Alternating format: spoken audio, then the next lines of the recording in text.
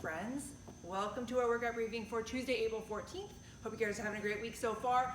Remember, it should be a nice week all week, so get outside if you can, take advantage of it. Keep a safe distance, but go outside, all right? Start with our warm-up today. We have a 10-minute AMRAP of 20 single unders or jumping jacks, 10 PVC overhead squats, and 5 hand release push-ups. Single under jumping jacks, get the heart rate up a little bit. Make sure that we're using that as an opportunity also to kind of warm up the calves because we will be doing a lot of double unders in the workout later on. PVC overhead squats, grabbing the PVC up overhead, twisting those armpits forward, pushing the pinkies into the bar. Make sure you're keeping that bar straight up over the head and sit down into that squat, all right? With this PVC, it's a great opportunity to practice that nice upright chest position. Check yourself out. See if you're the person that's doing this. This is that ideal. If you feel that bar behind you, work on pulling yourself back underneath it, rotating those armpits forward, elbows towards the ground, all right? Nice and slow with that PVC. And then lastly, some hand release push-ups on the knees or on the toes, getting the chest all the way to the ground, lifting the hands just a bit, and then pressing back up, all right? Keep that nice, tight torso position, elbows in tight, little lift of the hands, and pressing your way back up, all right? After that 10-minute AMRAP at a nice slow warm-up pace, you're gonna roll through the PVC group circle, get a little bit of mobility firing up.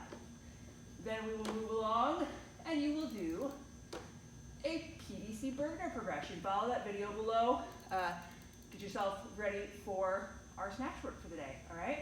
Which is gonna be 5 rounds of 4 snatch deadlift, 4 hang power snatch, and 4 squat snatch, okay? Remember, it is absolutely okay to do all of this work with a PVC, okay? If you are doing that, treat this PVC like it weighs 90% of your run rep max.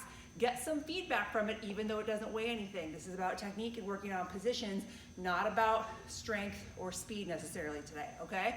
So that snatch deadlift, first off, make sure you're in that right snatch grip, nice and wide, bar hitting right across the hips. Can you lift your knees without running into that bar too much? Fantastic, all right?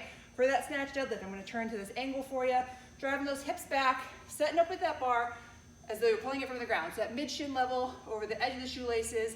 My bar is not up against my shin. I have a nice little gap here. My shoulders are straight over the bar. From here, pulling my shoulders back, chest slightly forward, pressing through the ground, activating my legs, scooping into the hip, all right? We are simply pulling that bar with control from ground to hip, all right? Using those legs to fire that bar up, okay?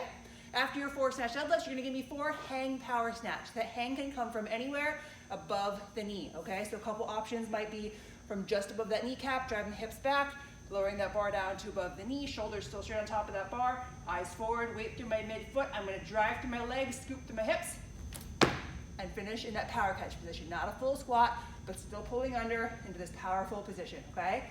Again, that's from above the knee, scooping up tall, exploding through the hip, high elbow, turn over and catch, okay? You can also take it from a high hang, little bit of a dip, chest just barely over that bar, firing through my legs again, big pop, catching in that power position, okay?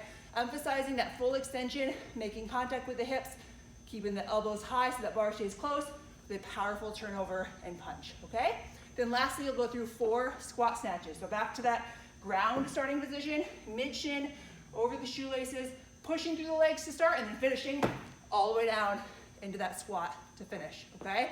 One more time, firing through the legs, push, scoop, pull under, woo, to finish. Lost my balance there a little bit, but that's how we practice, okay?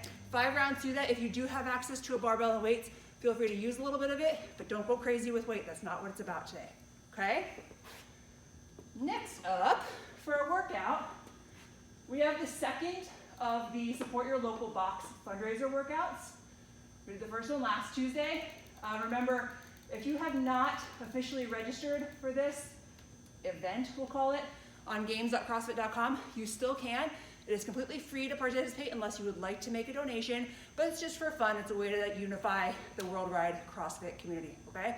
Games.crossfit.com if you want to check that out. Otherwise, just do the workout for fun. So what it is 100 double unders, 21 burpees, 75 double unders, 15 burpees, 50 double unders, 9 burpees with a 15-minute cap, okay? Pretty straightforward. Grab your rope. Again, make sure your calves are nice and warmed up. It's a lot of double unders, and then just make your way through those burpees, all right? If you were to look on the games.crossfit.com website, you would see that their suggested scale for this workout is as follows. 50 jumping jacks, okay? And then, 15 burpees. Wow, they scaled all the reps. 50 jumping jacks, 15 burpees, 35 jumping jacks, 12 burpees, 20 jumping jacks, 9 burpees, okay? So with that, we're scaling not only the movement to jumping jacks, but also scaling the reps of everything. So tons of options between the RX version and that scaled version. You guys can cut the reps to double unders. You could change those double unders to single unders. You could do the same number of reps of jumping jacks. You can do the same number of reps of burpees. You don't have to go to this 15, 12, 9 progression. You can stick with the 21, 15, 9. Plenty of choices there. Make it your own. Just find something that's going to keep you moving sustainably and hopefully finishing under that 15-minute time cap, okay? If you have some questions for us on how to make that workout work for you, let us know. This should be a fun one, very minimal equipment required, okay? And then we'll finish up the day with our core work.